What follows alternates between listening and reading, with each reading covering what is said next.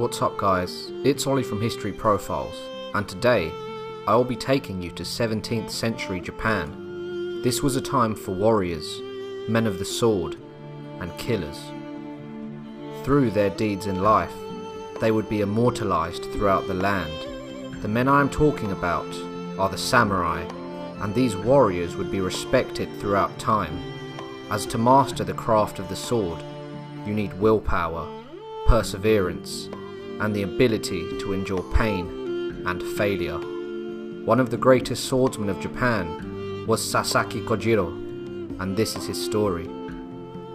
Sasaki came from humble origins, and he was born in a village in the province of Echizen in 1575.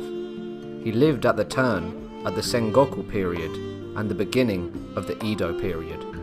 When he was a boy, he met a man named Toda Saigen, who was a renowned swordsman in his time and a master of the Chujoryu style of sword fighting.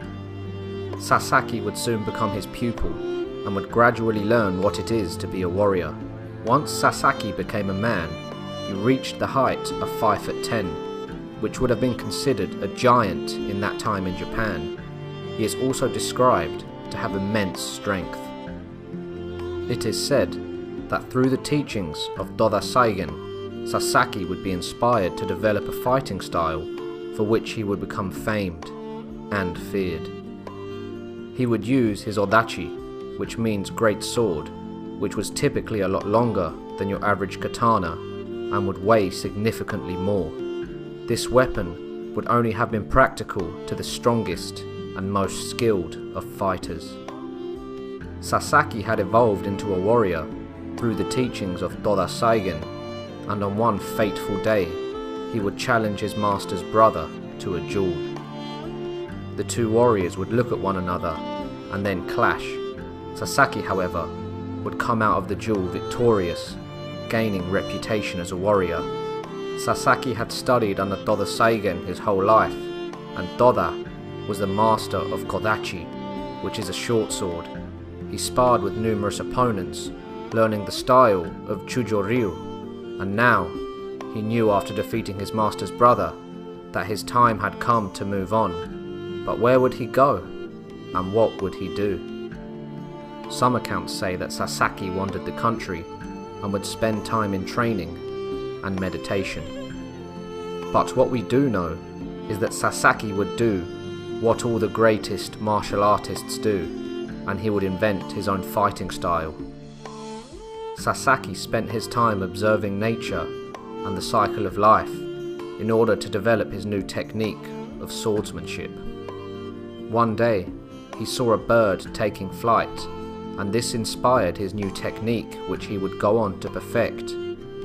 This move was called Tsubame Gaeshi, or the swallow blade. The swallow blade consisted of an overhead odachi stroke that was performed so quickly it resembled a swallow taking flight. With the use of his great sword, this technique would have an extremely long range, and due to the weight of the sword and the strength of Sasaki, this move would kill anyone that his steel came in contact with by slicing them in half from skull to pelvis. Sasaki's legend grew further when one account stated that in the late 1500s he was challenged by 3 opponents to a fight.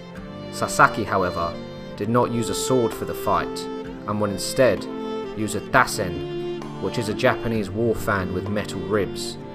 The art of fighting with fans was called desenjutsu, and it was usually used to fend off enemies using knives and poisonous darts.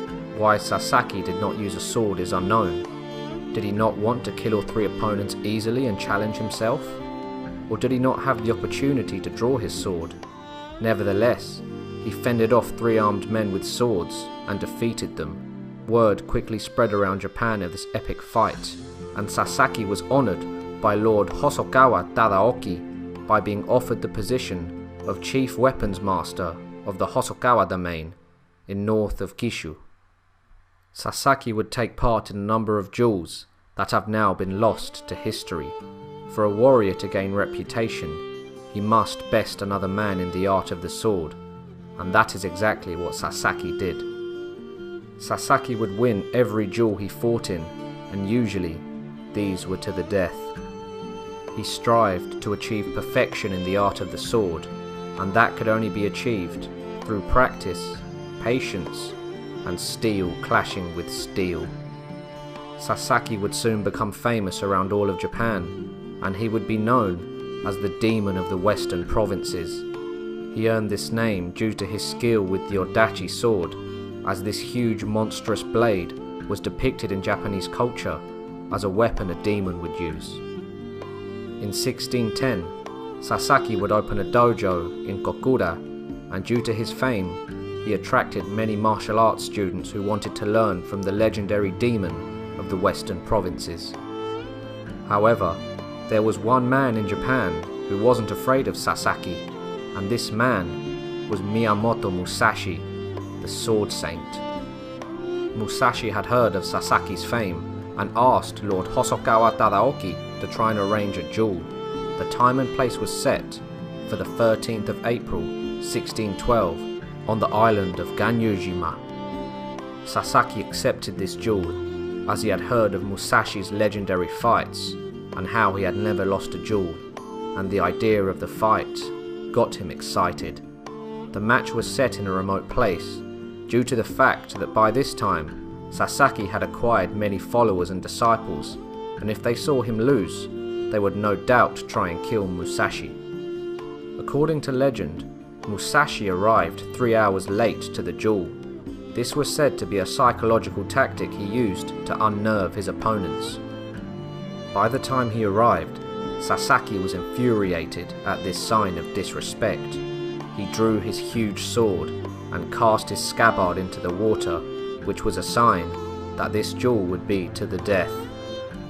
Musashi replied, "Don't worry, you'll never use that scabbard again." Sasaki then smiled as his adrenaline coursed through his body, and he prepared himself for one of the most glorious duels in Japanese history. The two warriors circled each other and then clashed. Sasaki and Miyamoto were said to be evenly matched for a time. Miyamoto Musashi came armed with 2 swords, while Sasaki came with his famed Odachi sword. It is said that for a time Miyamoto nearly came close to defeat, as the skill from the Demon of the West was so great that he would never see its like again. Sasaki felt at home whilst in battle, and fighting a man that could match him must have been a great joy. However, all duels must have a victor. Sasaki prepared to use his signature technique of the swallow's blade. He raised his huge sword overhead and put all of his force and might into this one defining attack and swung his sword.